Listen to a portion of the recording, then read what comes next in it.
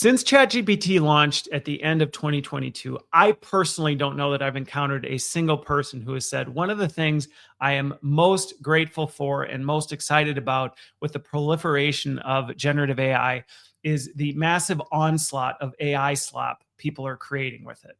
Now, you may feel differently, you may love it, but I personally haven't encountered anyone who does.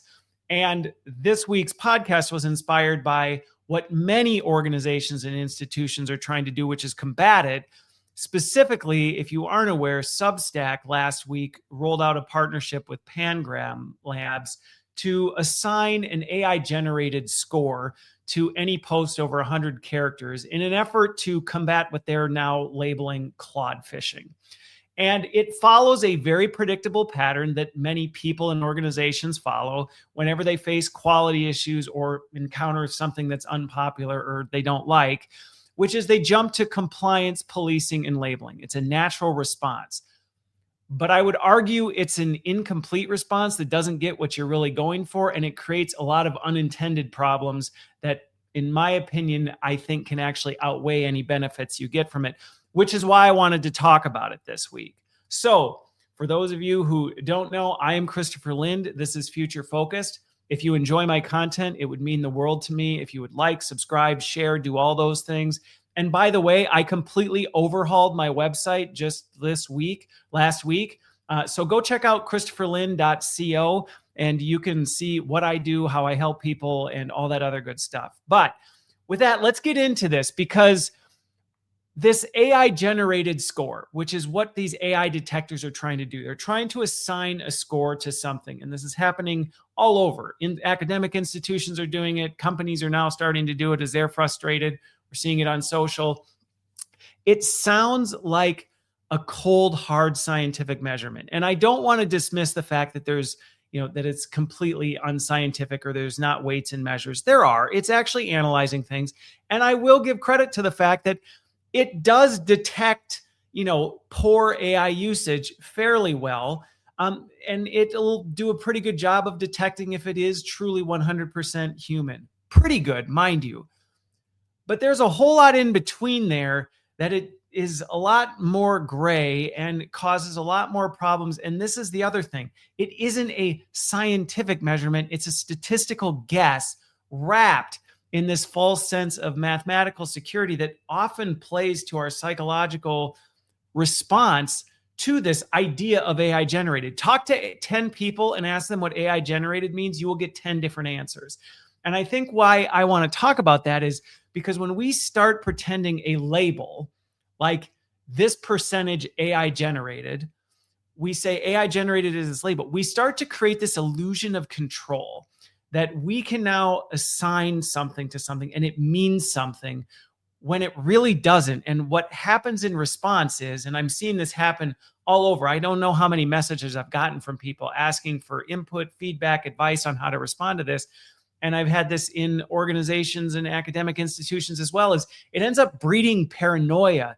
It starts punishing structured thinkers or people who may really genuinely be using AI effectively and intelligently. And honestly, my biggest frustration with it is it misses the conversation entirely. Because when you really think about saying, was this AI generated? The only thing you're measuring is, was AI involved in this? We have completely abandoned the conversation of, right, but what is the merit of what it's trying to accomplish? We're becoming 100% focused on what is in it. It'd be like if you looked at somebody's shopping list and then judged whether they were a good cook or not because of an ingredient on the list. It misses the conversation. Now, before you just turn off this podcast and say, you know what, I hate AI slop, and it sounds like you're about to go to defend that we shouldn't do anything about it. Hold your horses, okay? Because I do want to say I'm extremely empathetic, and I too get very frustrated with what I would consider slop or work slop, which, for clear on definitions, when I say AI slop, I am talking about this hyper generic, low effort, unvetted AI output. Somebody simply just took a brainless prompt, threw it in Gen AI, or asked it for some basic thing and just straight up copy and pasted it into something with zero thought.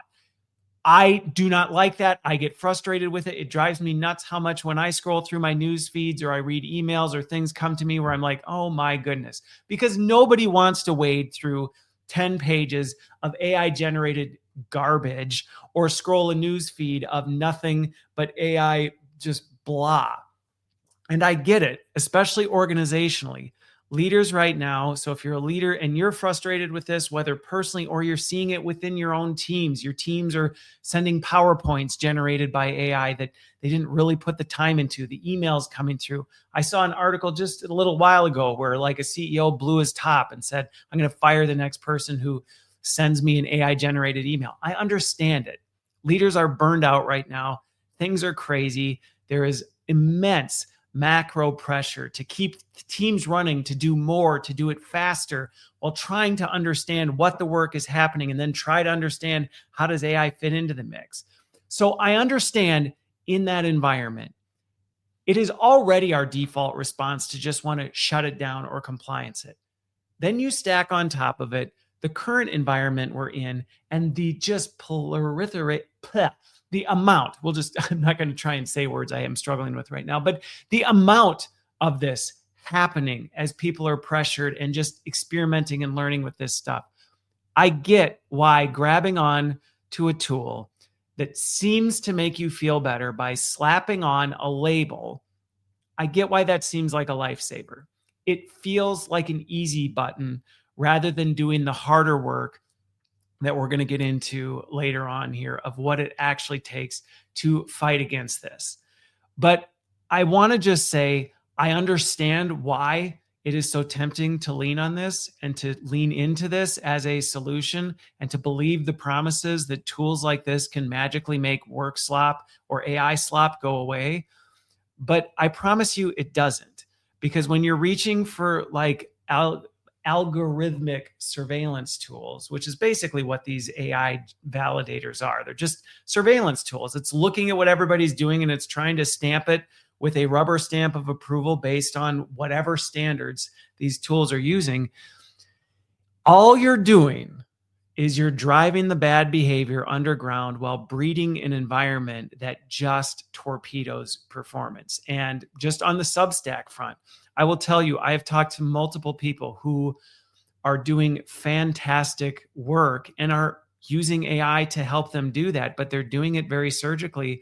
And they're now debating, am I just going to quit altogether because I just don't want to deal with the AI mob of people who now, regardless of whether they liked my content before, they found value in it, now they're seeing this label assigned to it and making an arbitrary decision to cast it out or keep it based on a label that isn't actually even related to the quality of the work. And so I think this is a really important thing. I understand where it's coming from, but we got to fight against this, because here's the thing. We have to talk about the fact that whether something is AI generated or not, or somewhere in between, is rarely actually the thing we care about the most.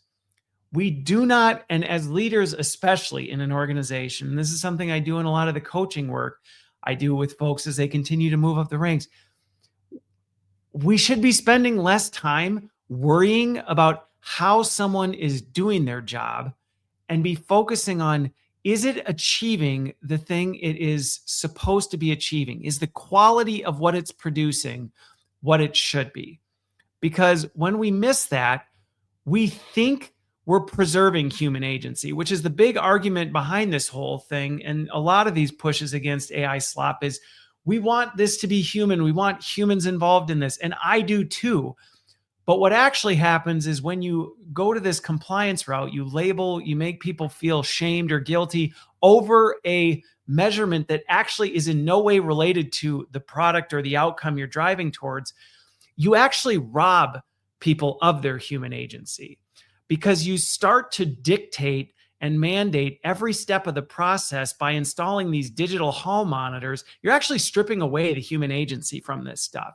So as I talk to some of these people, they're either thinking of like, how do I game the system, or how do I work around it now? Like before I was actually using it in a really productive way, but now apparently my productive way is being assessed based on these measures that don't actually measure the quality. So now I've got to figure out how to game the system and now have to accommodate whatever this new system says is acceptable. And this is one of the most agency robbing things I've ever seen, because you can't actually hold people accountable for the outcome if you truly just strip away all the agency they have over their ability to think and execute what needs to be done. Because while you may say, I don't think you should use AI this way based on that, that is based on your personal experience, your personal capability, your personal comfort level, and your knowledge and experience with the tool that you're talking about.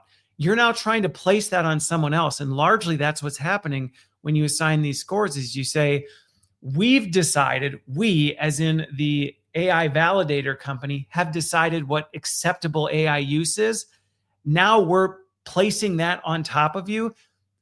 Now go do your thing, but you have to do your thing in accordance to our standards. Otherwise, you're going to get penalized. And I get there will be the people that push back and say, well, it technically doesn't penalize. It just puts a score on it. Well, in this instance, you look at that. Human is in like all green bar. AI is in like this gray thing. So even psychologically, it is visually indicating to someone that someone with a bigger green bar is better, superior, producing a higher quality piece of content than somebody that has this gray bar. That is communicating something, and that is forcing people to go, well, now I need to cater to make sure I get the green bar, not the gray bar, which completely takes them off of what they're producing and strips them of their agency. And really, when we think about agency, it's not about auditing what's in the kitchen. Yes, you should know what's going on, how people are doing things, what they're producing, the way they're going about. It's good for you to know that and to coach and guide and do all this. But what you really should be focusing on is saying, hey, here are the standards we have, and here's what we're shooting towards. You have agency and autonomy to figure out what the best way to get to those things is. And granted, you will be held accountable to that, which that's still what's missing from this. We think we're now getting accountability because we're seeing a witch hunt for people who are producing AI generated content. And yes, to be fair, some of them probably have it coming because of how they're doing it. So is there some accountability coming? Yes, but it's dragging everybody down with it. And I think that's the issue. And so when I talk to people about this, they say, so you're opposed to something like this? I'm like, I'm not saying I'm opposed to something like this. I'm saying we have to be so careful with how we do it. Now, as an example, just because you might go to my website now and go, well, Christopher, don't you have an AI effectiveness rating? I do. So do I have a way of measuring and assessing how effectively someone is using AI? I do. And is there a score associated with it? Yes. However, there is a full rubric and system that is communicated out to people of how that's being done. Now, I will be the first to tell you that one of the things, and anytime I do the work that I do, when somebody's planning on using the AI effectiveness work, most of my work is making sure that the way this is established, the way it's rolled out, and the way it's managed does not do what I'm seeing happen on Substack, where somebody gets a score assigned to them and that score suddenly becomes a label, a red letter they have to wear around with them. It's designed to be something that works them towards something. So in my case, the AI effectiveness rating is designed to say, hey, here is where you are. Here in these 6 categories are your greatest opportunities. And here's the things you can do to move from point A to point B. That is completely missing from these AI scores that get assigned to things like on Substack, where it just says, here's who they are and what the quality of this is, even though it's not based on quality. You get no insight into how it came to that conclusion. You get no insight. It's not for development purposes. It literally is to just assign a value to something based purely on what ingredients are in it. And those ingredients, it's not even really great at telling you what the ingredients are. And like I said before, I'm not saying that they don't do it scientifically or that there's not a way it does it, but it's still a guessing machine. And you're assigning a permanent label to something that isn't even related to what they're trying to accomplish. that then completely hijacks the whole thing. Now, you may be listening to all this and go, okay, maybe I hear you out, Christopher. Maybe assigning an AI score to everything that isn't actually related to the desired outcome isn't the most helpful. And some of the side effects, you don't believe me, go over to Substack and look at the arguments.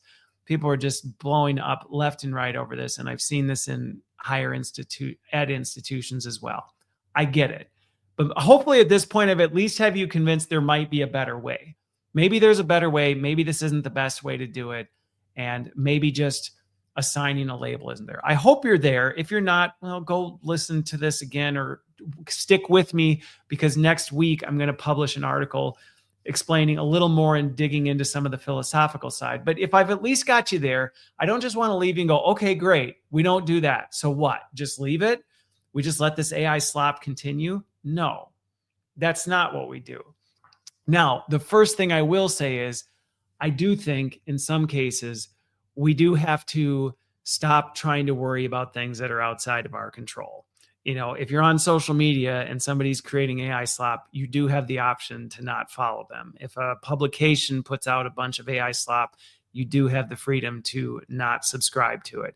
If your team is sending you a whole lot of AI slop, or another department is doing it, well, if another department's doing it, mind that. If your team is, or people you're working with are, have a conversation with them. But let's move to the now what, because the people I know who listen to this and who follow my content, many of you are in a position where you're like, okay, but I'm responsible for leading or doing something related to this to try and influence this either within my own teams, within the circles that I run in, things like that. So I've got 4 things that I think all of us can work together on that I think are going to be more effective at combating this than slapping labels on people and saying you're a bot, you know, when really you don't know anything about them. The first is we've got to get so much better at anchoring on observable, measurable outcomes.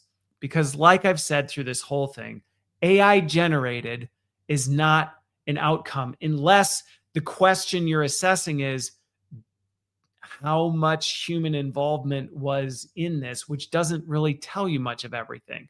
Now, if you're in a workplace thing, maybe you're frustrated by the AI generated PowerPoints and emails you're getting. Well, you have to ask the question, have we been clear on what we're targeting and what we want? Maybe the reason there's so much fluff is the people sending this stuff aren't really clear on what they're supposed to be doing or working towards. So maybe they're just dropping the very unclear direction they're getting, the very unclear generic crap they've been shared into AI and saying, can you help me pull together some stuff because I can't make sense of it? And AI is guessing. I can tell you that AI is very good at distilling things down and being specific when you actually anchor it to something observable and measurable. As a perfect example, for my company, I have taken the time to outline what I call my single sources of truth. They are basically constitutions for everything in my company, the way I've structured it, things like this. And it is very detailed documents that says, these are the things, this is the voice, this is how we handle things. These are like, and I personally have taken the time to define all these things. When I put that into generative AI, it does a very good job of refining things around those categories. Now, do I still need to be involved? Yes, but focusing on those anchor points of what are we really shooting towards? And this is a huge problem. This is not a problem that is new to the AI generation. But to all of you, I would encourage you to actually take the time to ask yourself, have I been clear on what is the desired outcome? And if there are parameters, if there are things that you say, hey, this is not acceptable, then make those clear. Because if you have not made those clear, it's not just AI who's struggling to understand what you want. It's your people too. AI is just accelerating and amplifying what your people are already dealing with. You just probably don't notice it as much with your people because they're people and you like them or you don't like them or whatever, and that influences how you see them, but they're at least a person. When AI comes through, you're a little bit quicker to snap to judgment on it. And I think this is one of the biggest things. So right now, more than anything, if you're struggling with AI slop in anything you do, you need to be clear on what it is you're actually going for. And like I said, this doesn't just apply in your organization. You should be thinking about that in the content that you consume. If you don't like all the AI slop you see, then you need to be taking the time to get clear on what you want to see and then hide the stuff you don't. Give feedback to the system. You will see less AI generated slop if you're on a social site and you say, hide this from me, and then explain why every single time you do it. Pretty soon the AI slop disappears. I know because I have almost none in my feed. The second one is we've got to get away from this labeling and picking sides. I called it out 2 weeks ago in my podcast, in my mid-year update. I am very discouraged and disheartened by how divisive and tribalistic things are getting as it relates to the pro-AI and anti-AI side.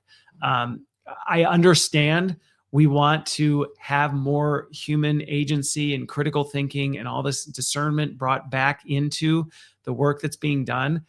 But slapping a label on someone as you're human, you're a bot, it is just breeding this tribalism and gaming of the system, because it's just leading people to go, well, whatever side I want to be known as, I'm just going to find a way to game the system so that I'm viewed that way, and then pick a fight with somebody who doesn't see it that way. And it completely, not only does it miss the mark that I just described in terms of the measurable outcome, but it actually results in everybody fighting each other instead of actually moving forward together and learning from one another.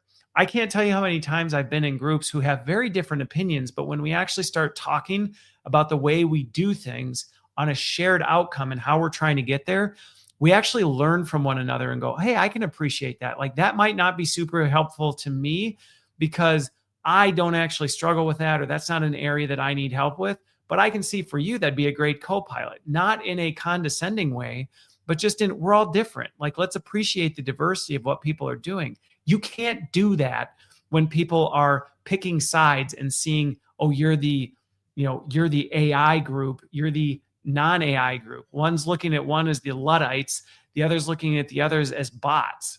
That doesn't go anywhere. And as a leader, you have to be really mindful, because this shows up in even your own preferences and how you show up to things. And it's something I've had to be very careful of over the years, because I tend to be very tech forward and lean into some of the stuff. And so I've had to be very careful to make sure my teams have known, hey, I respect and appreciate that not everyone shares the same perspective I do. I do want you to be able to, speak to, articulate why, be able to, dig into those things, but I don't expect you to be an extension of me. And that can't happen when we go to labels or picks. We need to actually talk about what I said before, which is the observable, measurable things. If you see something that's AI slop, don't just call it AI slop. And I know I'm saying that as here, I've used that term throughout. But what about it makes it feel AI sloppy? Can you point to it?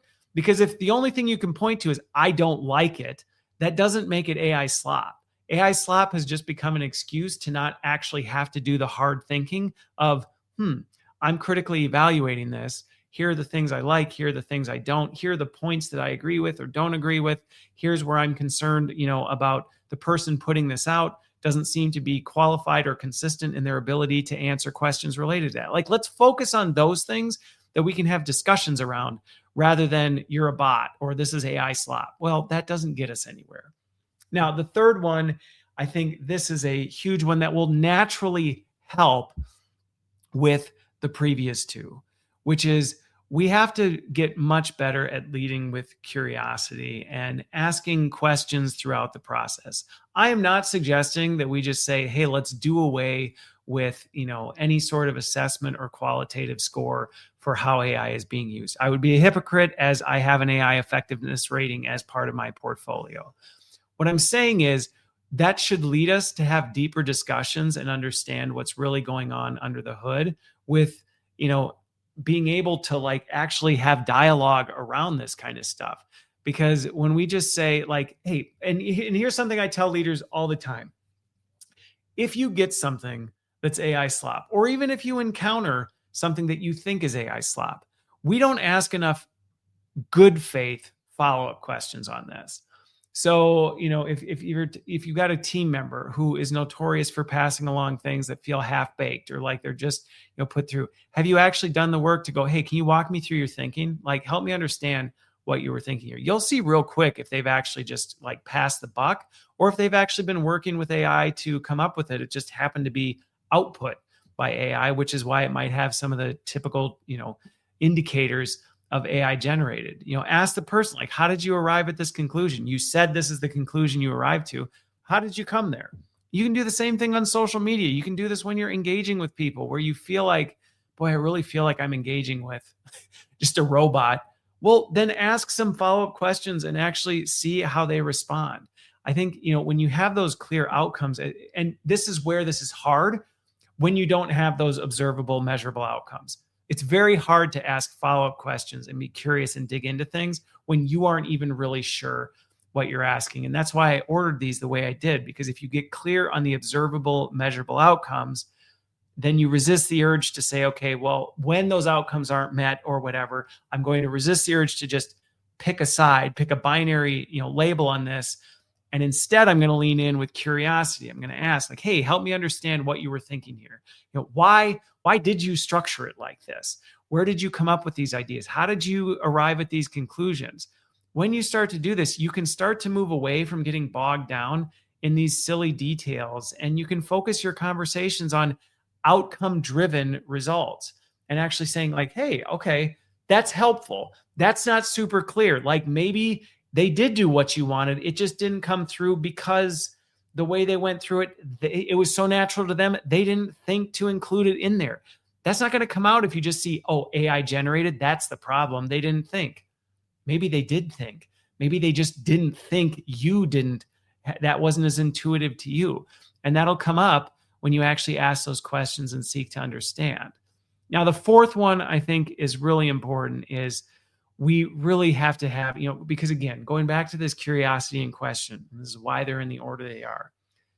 We have to go into those conversations celebrating different perspectives and welcoming open dialogue, recognizing, and this is, I think, one of the things that I've seen with Substack is I'm fine. And I have conversations like this. I'm fine if we don't agree. There are lots of people who don't agree with my takes on AI or feel the same way about it as I do, or maybe think differently, as it comes to worldview things. I am totally fine with that, so long as we can have a respectful dialogue and embrace and celebrate the different perspectives that we have and the different outcomes we're driving towards. Not everybody is focused on the same things. Not everybody's going to come to the same conclusion you do. Not everybody, even if you have the same destination you're going to, is going to choose the same path. And just because somebody chose a different path, that doesn't mean it's bad. And I think we have to throw this mindset out that, oh, you went that route. Well, that's the bad route. And that's what's happening with Substack. Oh, this article is AI generated. That's a bad way to do it. How do you know? Just because you wouldn't have done that doesn't necessarily mean it was the wrong way to do it. If there's specific observable things, we'll ask follow-up questions, dig into it, see what things actually are in their process. And I think if we can actually move towards some of these things, I think we're going to see a big difference, not only in the outcome, because I think if every single person were to take, I don't even think, we could go herd mentality on here. If we could even get most people to do these four things consistently moving forward, I actually think you would naturally see a lot of the things that are frustrating you start to fall off the map. And the reason for it is, and I can tell you this, people who are doing AI slop, they don't actually, they're knowingly doing no thought, just churning out crap for likes, views, engagement, whatever. They don't actually want to be asked questions. They don't actually want people to engage, they don't actually want to have to engage with their audience. They just want to put things out there for clout and reputation and, clicks and views. So if you start asking questions, if you start digging in, one, you're going to quickly start to expose the fact they aren't interested in that, which is going to disincentivize that. But also, you're going to start hiding that stuff. They're going to get less engagement in the first place. So I think if we actually could all commit to this, we actually wouldn't need to have these AI validation tools and then be arguing over should Substack have an AI score on content or not. Because people, like, my perspective on this is, who cares? Why do we need this? If we did these things, we wouldn't need this kind of stuff. And I get there are times when you may need stuff like this as a starting point. That's exactly what my AI effectiveness rating is designed to be. It's not supposed to be a final grade on how someone is. It's supposed to be a starting point of here's where the snapshot is of right now. Let's figure out where we want to be based on that, and let's build a plan to get there. And unfortunately, AI verification or AI validation tools, they don't do any of that. They just assign a score to somebody and say, here is how valuable you are. And that value is interpreted based on whoever reads it and judges it based on their own personal interpretation of what that value is. So all that to say, leading in the digital age, this AI age, we got to get past, trying to build a better digital prison for people. We've just got to move to higher standards and rebuild and focus on trust. So my encouragement to you this week, if you're in this, if you're frustrated with AI slop, if you're frustrated with some of these things, is take a look at what's like in your own wheelhouse. Personally, take a look at your news feed. Dig into some of these things. Hide the stuff that's been frustrating you. Don't engage with it. You're not obligated to read it.